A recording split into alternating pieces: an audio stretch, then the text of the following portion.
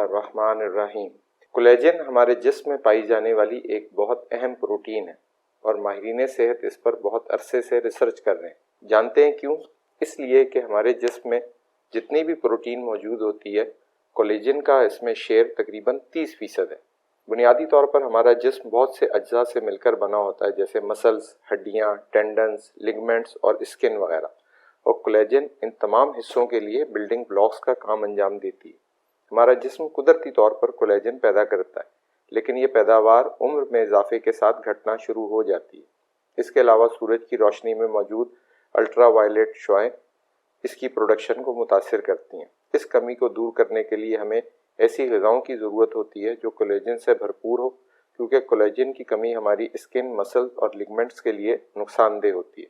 Collagen की कमी को सप्लीमेंट के ज़रिए से भी पूरा किया जा सकता है, लेकिन सप्लीमेंट्स चूँकि हाईली प्रोसेस्ड होते हैं, इसलिए इनसे होने वाले ज़िमनी असरात को नज़रअंदाज नहीं किया जा सकता। आज के वीलॉग में हम कुछ ऐसी ग़िज़ाओं के बारे में बात करेंगे जो कुदरती तौर पर कोलेजन रिच ग़िज़ाएं समझी जाती हैं।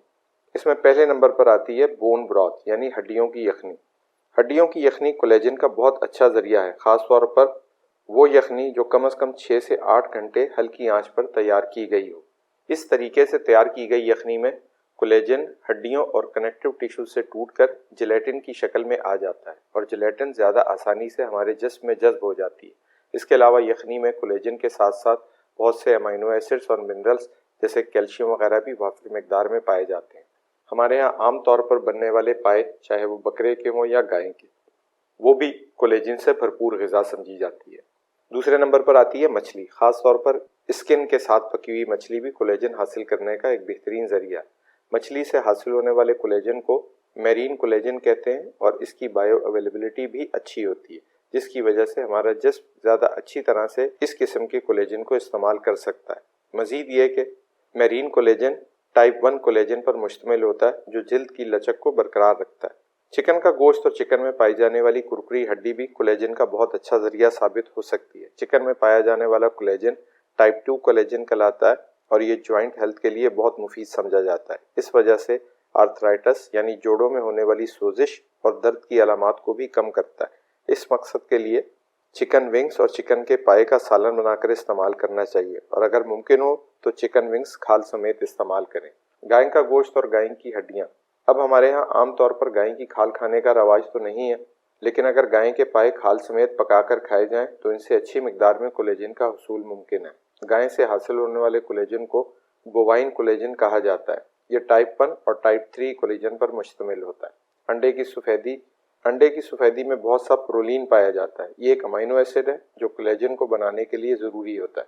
अंडे की जर्दी में कोलेजन तो नहीं पाया जाता, लेकिन इसमें कई ज़रूरी ग़िज़ाई अज्जा ज़रूर मौजूद होते हैं जो कोलेजन के बनने में मदद फराहम करते हैं।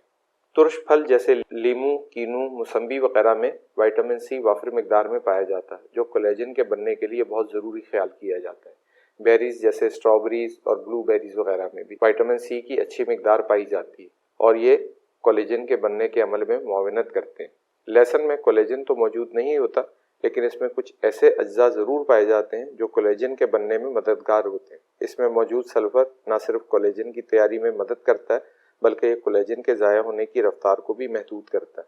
गार्लिक में टॉरिन और लिपिड एसिड पाया जाता है, जो डैमेज कोलेजन फाइबर की मरम्मत करके उन्हें दोबारा इस्तेमाल के काबिल बनाता है।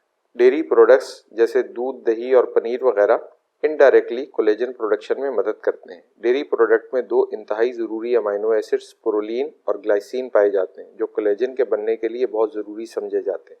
ये अमीनो एसिड्स जिल्द की लचक को बरकरार रखने के साथ साथ हड्डियों और जोड़ों को मजबूत बनाते हैं। डेयरी प्रोडक्ट्स में पाया जाने वाला कैल्शियम और विटामिन डी हड्डियों की सेहत और मजबूती को बरकरार रखता है। काजू में मौजूद कॉपर और दीगर मिनरल्स कोलेजन और इलास्टिन की तैयारी में मदद करते हैं। कोलेजन की तरह इलास्टिन भी जिल्द की लचक और मजबूती को बरकरार रखते हैं। काजू में पाया जाने वाला जिंक भी टिश्यू की मरम्मत और कोलेजन के बनने में मुआवनत करता है।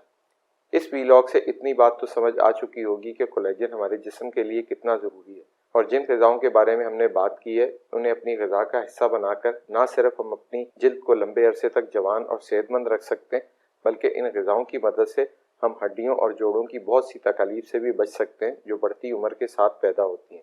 वीडियो देखने का बेहद शुक्रिया। उम्मीद है इस वीडियो के ज़रिए से आपको अपनी सेहत बेहतर करने में कुछ मदद ज़रूर मिलेगी। वीडियो अगर पसंद आई हो तो इसे लाइक और शेयर करना ना भूलें और बराए मेहरबानी चैनल को भी सब्सक्राइब कर लें। अपना और अपने इर्द गिर्द के लोगों का बहुत ख्याल रखें। अल्लाह निगहबान।